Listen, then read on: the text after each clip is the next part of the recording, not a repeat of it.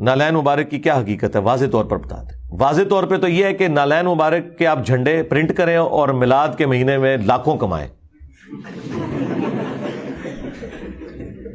باقی جو اشرف تھانوی نے کہانیاں لکھی ہیں کہ نقش نالین لگا لیں تو یہ مسئلہ حل ہو جائے گا، اور جو بریلوی کہانی کراتے ہیں، سب کہانیاں. یار اللہ کے بندو، نقش نالین سے کیا ہونا ہے؟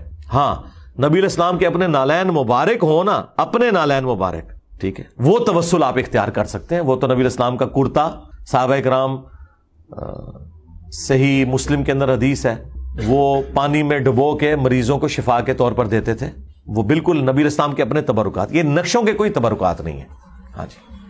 اور رہ گئی یہ جوتیاں، تو وہ پچھلے چیف جسٹس صاحب کہتے تھے میں تو پریشان ہوں کہ وہ جو جب سے بادشاہی مسجد سے جوتیاں چوری ہوئی ہیں. ہاں خیر لمبیاں کوئی نہیں، انہوں نے کوئی لے گا دیوانہ اٹھا کے. اب وہ کنفرم بھی نہیں ہے کہ نبی علیہ السلام کی مبارک جوتیاں ہیں، یہ بھی ذہن میں رکھیے گا. آپ کو پتہ نہیں وہ چکوال کے پاس سے اتنا بڑا نالین شریف کا ایک نقش نکل آیا تھا، وہ جو چولہا رکھا ہوا تھا انہوں نے حلوہ بنانے کے لیے. ہاں وہ پھر کس طرح لوگ زیارت کے لیے وہاں جاتے تھے. اتنی جاہل قوم ہے یہ.